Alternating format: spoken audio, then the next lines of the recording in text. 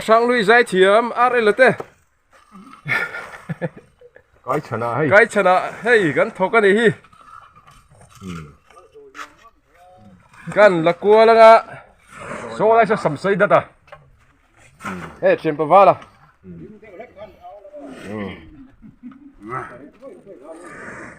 gan thok mup mai ni hi hey hiền tình trạng à chuan cái chân té ý sắc nạ té hiền gần là xô mà xô mình thì hiền nà gần là thấu cái này thế này lúc mắc khó khi gì ra con lalpa anh ấy gì ra con lalpa gì ra con câu bối này chứ in này tụi hi giải thiểm em mày khan nhá mà xem music mì liền là hi là thiểm là va không nghe om leo music kia xuống chỉ na chính chẳng nên hết luôn giải thiểm em thôi nè thế là mấy gần thì lăng á thế là hi gần xuống khật đô na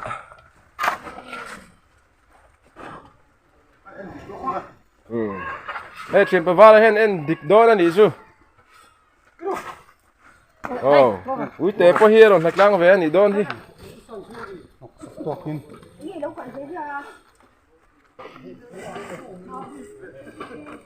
lang ai nem đôi khóc mấy trip level lang ai mấy thế này hey làm po hi hey lấy vùng hi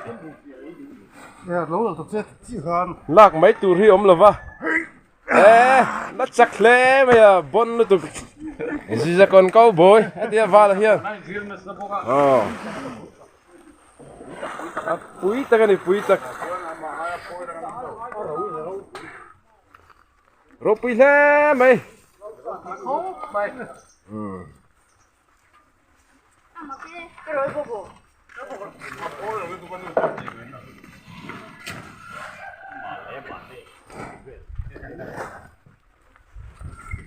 hiện lấy vùng hít thể châu tôi em một sát lâu mà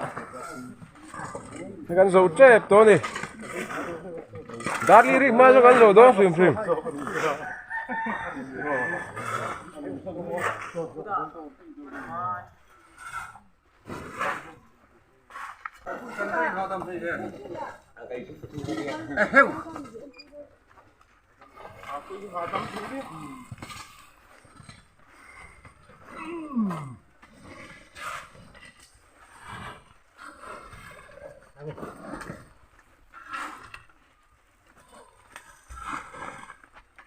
xôi liền thế không mấy hay khali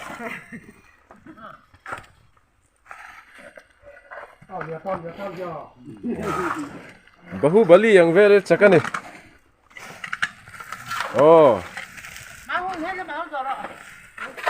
căn duy rượu thế hay cái gì mẹ riêu mày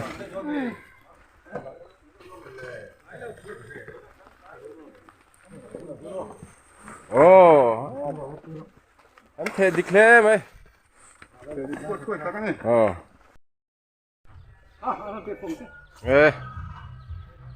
thề nạp mày mình tê chắc khóc mày thề rung mày đi hít lẹ mày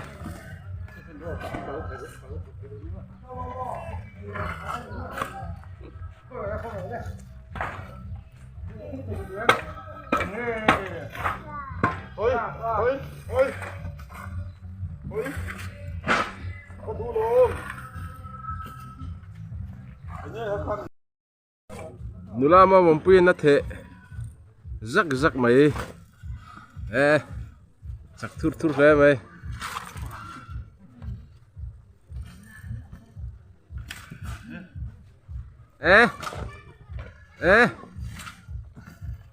aspid darang khop mày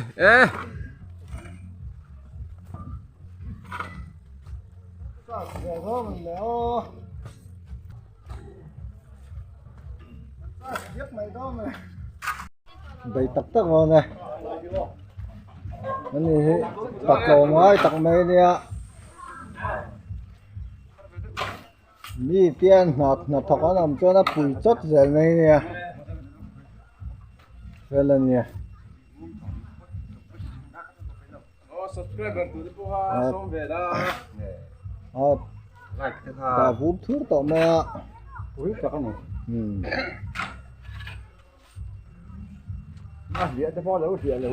nó thầy ăn có mình lầu like cái ngó mình lầu follow ngó mình lầu comment bóc ngó mình lầu video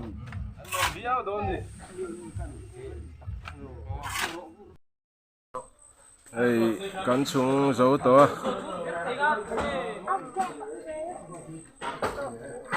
anh đổ dấu to lại hi là ngày đó nè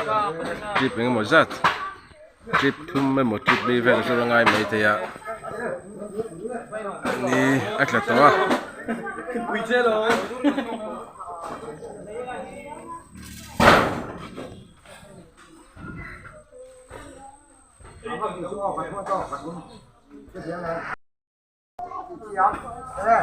đây không xong rồi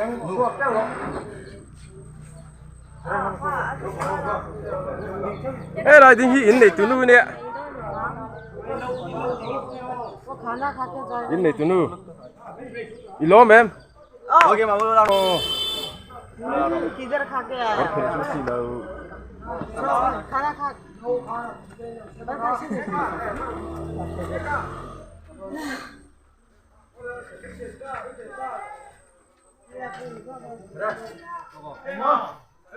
एक दो ट्रिप होगा तो इधर में भी थोड़ा डालना है क्योंकि बारिश आएगा so còn lấy tổ đó là cho hiện xem mấy cái này anh phá mấy cái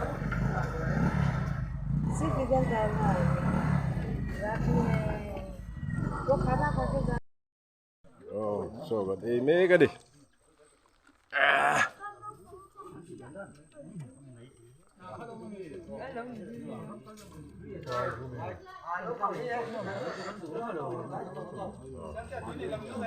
tùy đồn lẽ mày hey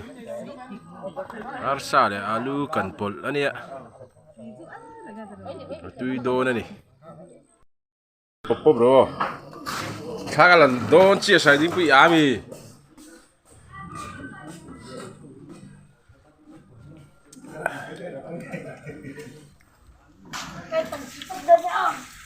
sẵn thế vậy tùy em thật em vậy nó sẽ tổ về Puerto Rico. sẽ đến quê đâu hơi tệ ba Đi chiếm được không? nói tệ No. cho cái này cầm đón tới hey ăn múc băng cái đi hey ăn bon đun khóc mà mukbang arsa này alu cần pol ăn múc băng cái này peka pega cái đó bằng là hơi tệ mình sẽ mukbang múc băng anh sẽ đun khóc mày wrestling turpon mi a châu sek mày này số tiền không mà ban liền tra dar apar em mày thania tu là hen cho bar puk mày này mukbang dik tak anh ấy